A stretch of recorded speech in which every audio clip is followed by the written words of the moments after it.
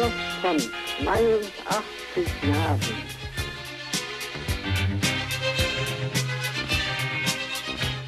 Tal cual les dije en el avance, hoy vamos a hablar, si se puede decir, de la definición de qué es el psicoanálisis.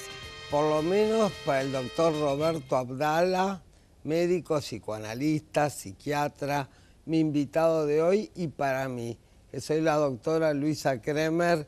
Como no aparece mi nombre, en general no saben quién soy, pero, digamos, coordino y fui la ideóloga de este programa.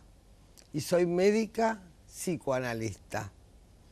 Y considero el psicoanálisis un arma terapéutica fundamental en el tratamiento de las enfermedades no solo mentales, de las enfermedades psicosomáticas, son muchas veces conversiones histéricas, y creo que los médicos clínicos, como siempre les digo, tendría no solo que experimentar qué es el psicoanálisis, sino de alguna forma introducirlo en su escucha clínica.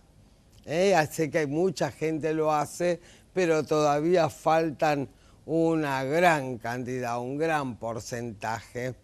Muchas gracias por los llamados, muchas gracias por los mensajes. Creo que algunos mensajes no contesté, pero están casi todos contestados. ¿No es cierto, Gustavo? Creo yo. Y los mensajes telefónicos, algunos se entusiasman tanto que se olvidan de dejarme el teléfono, lo dejan muy rápido el teléfono, no lo puedo escuchar, por lo tanto no les puedo responder. Pero tal cual les digo siempre, y haciendo honor a la palabra, cosa que está desmembrada en este momento en el mundo, yo la fundamento y la respeto. No solo porque soy psicoanalista, sino porque creo que es el respeto, es la moral, la ética, lo que sostiene al ser humano es la palabra, pero la palabra con fundamento. ¿No es cierto, Robert? Así es. Así es, dice el Roberto Abdala, muy conocido por ustedes, por otros no, pero muy conocido en el ambiente médico. Trabaja en el Hospital de Clínicas, trabajó mucho en la Favaloro, qué sé yo, trabaja mucho. Y hoy nos trae a su amor, que es el doctor Glenn Gabbard. Gabbard, que yo le digo Goebbels, Gabbard, que es un médico psiquiatra norteamericano. Y psicoanalista. Psicoanalista, que él adora. Es muy importante tener a alguien a quien respetar y querer en la vida en general y en la medicina en particular. Yo me acuerdo de una época que estaba muy bajoneada, me enamoré de Rita Levi, ¿no? Que era la investigadora de las neuronas, y la pasión de esta mujer por las neuronas me sacó de la tristeza que tenía en ese momento. Y estaba yo enamorada de ella, que vivió hasta los 100 y pico de años, no sé. A los 100 años ganó el premio Nobel, y entonces le dijeron si se había casado, estaba enamorada, qué sé yo. Dijo que sí, pero ella era soltera, pero estaba enamorada. Pero ¿y quién es su amor? El tejido nervioso. Es una pasión. Echa las disciplinas médicas con pasión, o creo que cualquier disciplina, realmente es una pasión. Luego de la pausa vamos al encuentro con el doctor Abdala.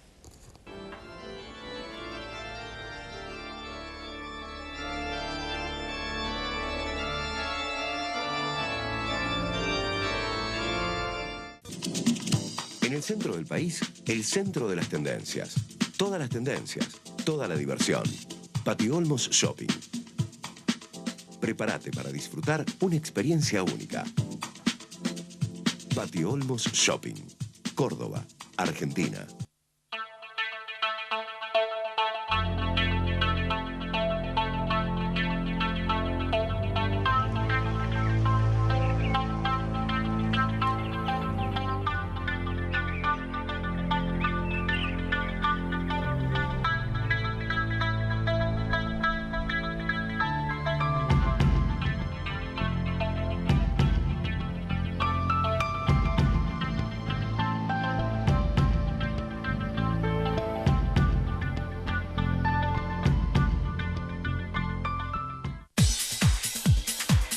Nuestro entretenimiento tiene mucho encanto. Nuestros sabores tienen mucho encanto. Nuestra moda tiene mucho encanto. Boulevard Shopping. El sur tiene mucho encanto.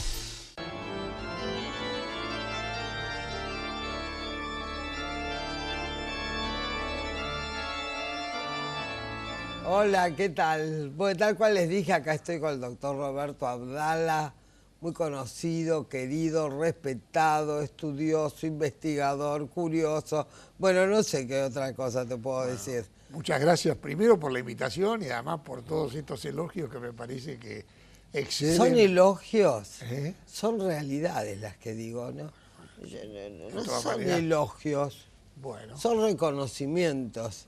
bueno.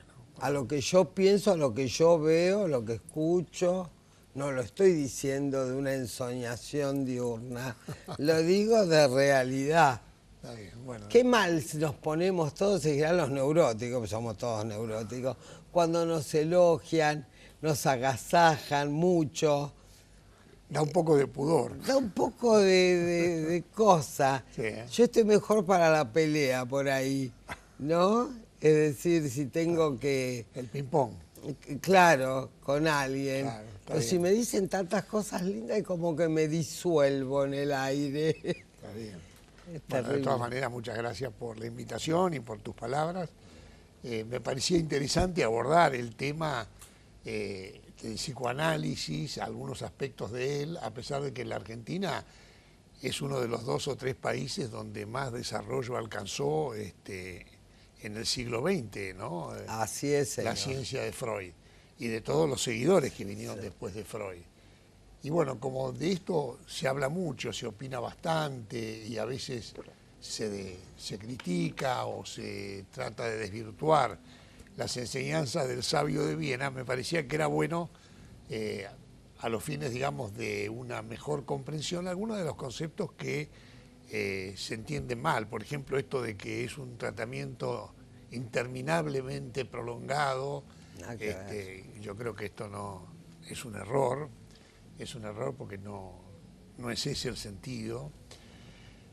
Por otro lado, también se piensa que cuando uno está en un proceso analítico, el terapeuta es una especie de figura de piedra que no habla, que no se mueve y casi como que no respira, exagerando un poco, lo cual también es otro error. Mucha gente piensa que embarcarse en la aventura del psicoanálisis es nada más que transitar por los vericuetos de la sexualidad, que es un tema enormemente importante, pero que no es el único. No, no es el único. No es el único. Y aparte quiero aclarar algo. Los psicoanalistas en serio no hablamos de sexualidad. Los que hablan de sexualidad son los sexólogos. Nosotros hablamos de psicosexualidad. Exactamente. Es decir, el deseo.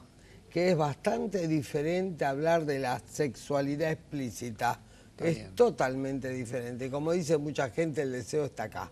Sin Aparece duda. acá y se forma acá. Y nosotros trabajamos justamente sobre el deseo, sobre el pensamiento, sobre lo que hace, digamos, al sujeto moverse en la línea del deseo. Y creo que es importante lo que aclaraste. Una cosa es eso y otra es la sexualidad, Claro. que sería tener una postura demasiado reduccionista.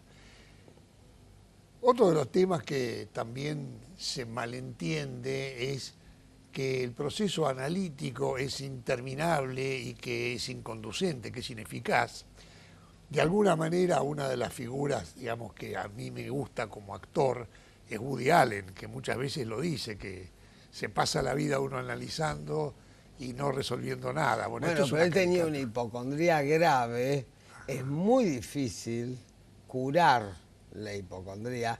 Hay que saber mucho psicoanálisis. Es casi una psicosis la hipocondría. Está ahí, al Sí. borde. al borde. Algunos le llaman la locura puesto en el cuerpo. Claro, ¿No? claro. Así que, sí. Entonces no es sencilla. Claro. Dice, yo soy... Y él era muy hipocondríaco, ¿no? Y estuvo 14 años en análisis, pero le fue bastante bien, aunque después actuó un incesto, un acto pseudo incestuoso, que fue lo que faltó seguramente analizar al analista de Woody Allen. Cuando uno no trabaja profundamente y abarcativamente con el paciente todos los temas más serios, más profundos, como lo del complejo edípico, la tragedia edípica, la represión, los sepultados, etcétera, aparece transformado en actos. Claro. ¿Y qué le faltaría seguramente a Woody Allen? No es una hipótesis. Lo que actuó con la hija de Mia Farrow, que se casó. Se casó. Está casado, sigue casado ahí. Bueno, el tema de tratar lo que sería el sepultamiento me hizo recordar la vasta obra de Fidia Cesio, claro, prestigioso analista que hemos conocido y que fue maestro de muchas generaciones y que él hablaba de este tema también. Hablaba, investigaba en profundidad. Yo de toda la gente que conocí que practica el psicoanálisis en congresos nacionales, internacionales, regionales, actuales de acá, el tipo que más convicción tenía acerca de la existencia del inconsciente fue Fidia Cesio. Sí. Cuando yo me acuerdo que me iba un poco a la línea más organicista, que ahí uno tiene una tendencia. Y la formación médica. Y claro. la formación médica, y de repente, bueno, le doy la pastilla, está. ¿Cómo el tipo me hacía volver? Pero era impresionante. Para no perder la línea, digamos. Para no perder la idea de inconsciente que él tenía, sí, pero la convicción. Pues es que él era un tipo que no iba al médico. Eso no. Salvo a los casos. Jugaba al tenis, comía frugal, bien, pero su lomito con huevo frito se lo comía. Pero siempre pesó lo mismo. Yo lo conocí 40 años o más, siempre tuvo el mismo peso.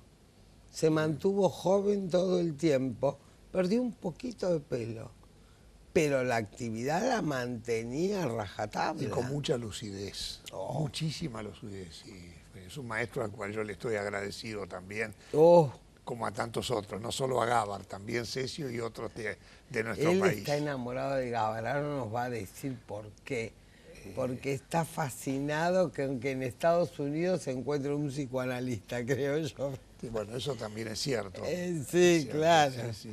Encontrar un psicoanalista en serio como este Gabar en Estados Unidos es muy difícil. Es muy difícil, es muy difícil. Muy difícil.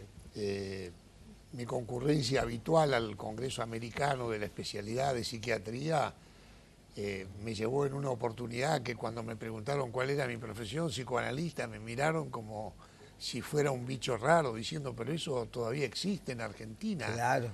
Bueno, está bien que era la Asociación de Psiquiatría Americana, pero de todas maneras vale la pena decir que cuando habla un psicoanalista que sabe, como es Gabar, habitualmente el auditorio está repleto de gente que le interesa escuchar. Sí, que les interesa, no sé por qué dicen todavía existe el psicoanálisis. Vos hablás de psicoanálisis, la gente está ávida de la investigación, de la introspección, de la reflexión, del reconocimiento de uno mismo, no en un libro de autoayuda, sino científicamente y académicamente, Sin ¿no? duda. Y que a mí me sigue dando más confianza que cualquier otra cosa. A mí también creo que es la terapia más valiosa de todas las que existe como recursos terapéuticos en el amplio campo de la salud mental. Puedes hacer complementarios, por ejemplo. También. Yo a veces utilizo psicoanálisis y en pacientes muy difíciles pongo conductismo también. Como para que la organicen y yo pueda continuar con la tarea. Claro. Bueno, en ese sentido, eso de que el terapeuta, el psicoanalista, es como una figura tipo el cirujano que no interviene, que no actúa, que no invade el campo terapéutico, también es un error, es una no comprensión de cuál es el rol que juega. Es una no comprensión de lo que dijo Freud. Freud dijo que para interpretar hay que tener la cabeza fría del cirujano, pero eso no significa que uno no vea qué falta y qué no da el psicoanálisis y qué necesita de complemento. Son cosas diferentes. ¿A qué se refería Freud con la mente fría del cirujano? A la mentalidad neutra. Porque cuando uno escucha los traumas del paciente y empieza, o se pone a llorar con el paciente. Pierde la distancia que debe Pierde mantener. la distancia, pierde la técnica, la teoría. Y la posibilidad de ayudar de un modo genuino. Exactamente. Esto ocurre. Exactamente. Sí. Por eso yo creo que de todos los recursos que existen en el campo de la salud mental, ninguno más valioso como aquellos que aporta el psicoanálisis, sin dejar de lado que haya otros complementos que puedan colaborar en la tarea terapéutica. Claro, complementar, como digo yo. Exacto. Y sobre todo en este momento del mundo donde pensar no está bien visto. Bueno, estamos un poco apurados por la inmediatez. Exactamente. Por la avidez de tener un resultado absoluto, inmediato. Y por eso es también que uno ve en los consultorios gente que consume medicamentos de una manera desmesurada. Yo creo que hay un alto porcentaje de la población que utiliza los psicofármacos, a veces hasta de un modo indiscriminado, con automedicaciones, etcétera. A veces, pero qué suave que sos vos. Toman el clorazepam como si fuese un caramelo. Exacto. ¿Estás nervioso? Tómate esto. Y se lo dan como caramelo, lo sacan de la cartera, se lo dan. Sí. Sin medir las Pero consecuencias. son necesarios los ansiolíticos. Yo creo que son Este es necesarios. un país muy ansiolítico, Bueno, que propende la ansiedad. sí, tienen tendencia a la ansiedad. Pero bueno, yo creo que sí, que es útil porque una cuota, digamos, de inquietud, de ansiedad, por ahí es necesaria para poner al sujeto en movimiento. El tema es cuando esto se excede y abruma al paciente y le coarta la posibilidad de elegir con un mayor grado de lucidez y de autonomía, ¿no? Esto es fundamental, porque cuando es solo para bajar la ansiedad, lo reluce al paciente o al sujeto. En cambio, cuando se pasan, lo desmerece. Sí, sin duda. Lo desmerece. En ese sentido, volviendo al maestro Freud, decía que siempre había que trabajar con cierto grado de angustia, con cierto grado de inquietud, que es lo que moviliza al paciente a consultar, y es lo que lo mantiene activo en la búsqueda de sus verdades, de sus esclarecimientos y de la posibilidad de superar los síntomas que lo aquejan.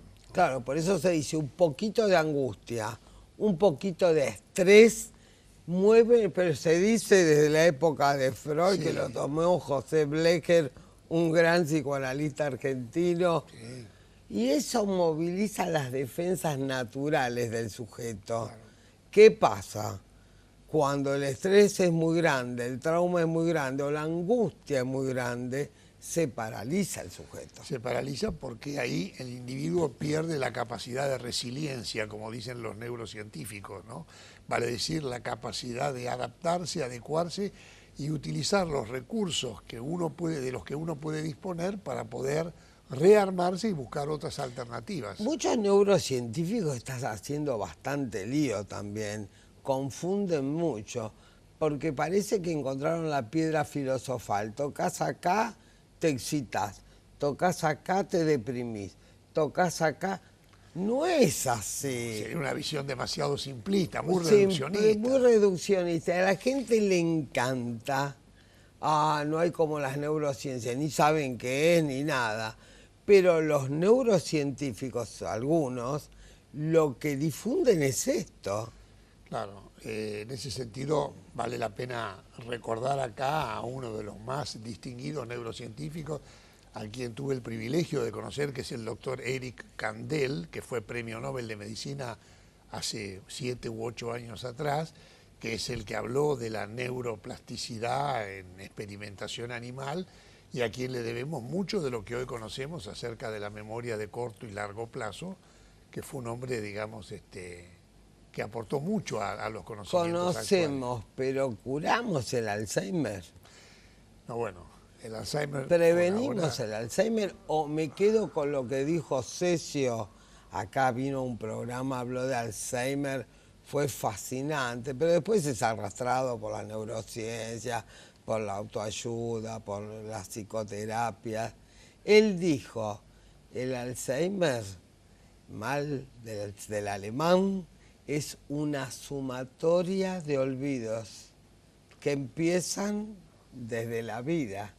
Hay gente que tiene mucho más capacidad para olvidar, que es la otra cara de la represión, con lo cual se suma la represión y el tipo queda absolutamente disociado y sin memoria.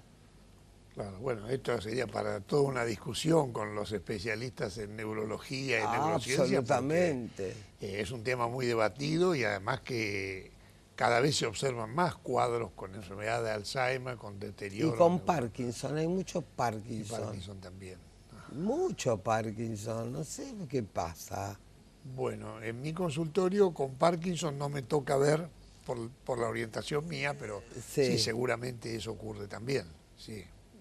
Mucho, y como la gente vive más ahora, todos los procesos demenciales del Parkinson no se veían antes, claro. Y ahora se ven. Claro, es que hoy el promedio de vida se ha prolongado tanto que da tiempo a que los procesos involutivos o de degeneración se manifiesten como... Bueno, esos fueron nuestros dos últimos programas, fueron envejecimiento y cómo proteger la vitalidad, no la juventud.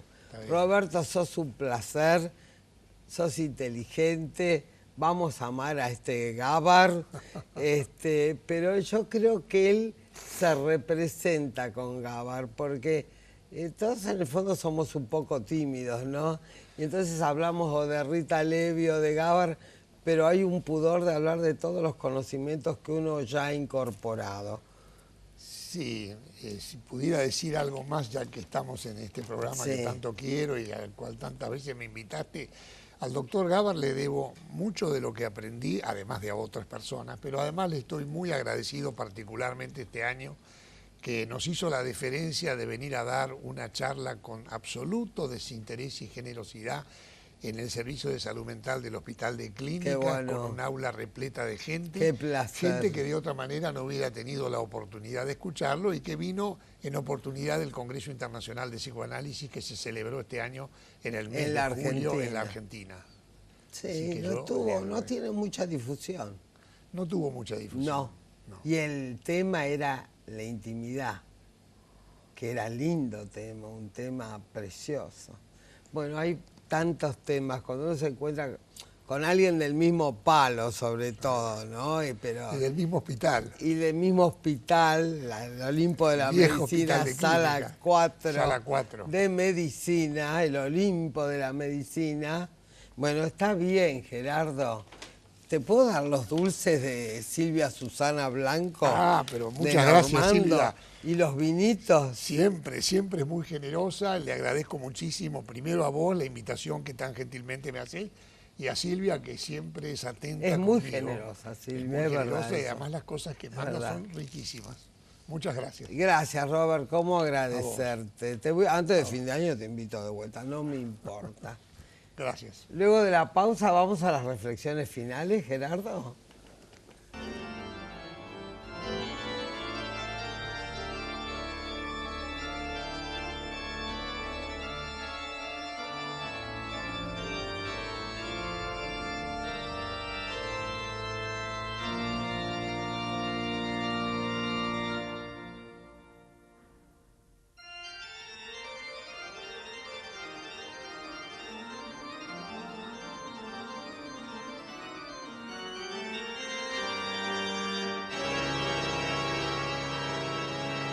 Vieron que cambiamos la música, qué increíble, esto que hablábamos con el doctor Roberto Abdala, de la resiliencia, etcétera. Yo hablaría de la sublimación en este caso, con la tocata y fuga de Bach.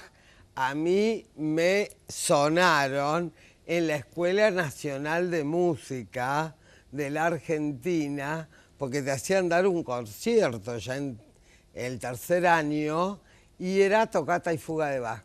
Ustedes saben que es la única que me acuerdo de memoria de todo lo que estudié, y hoy la pongo en el programa.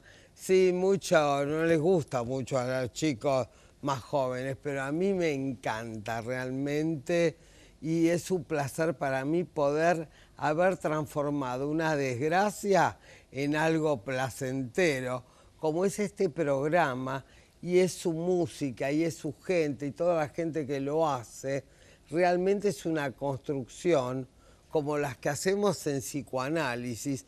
Cuando yo le dije a Roberto, me parece que Gabar es un tipo fantástico, pero es como, pensé más, digo, uno siempre necesita o un padre o un interlocutor válido para lograr sostenerse en esta profesión que es apasionante, pero es difícil. No es difícil, no es fácil de hacer bien, digamos. Es apasionante, pero es muy difícil.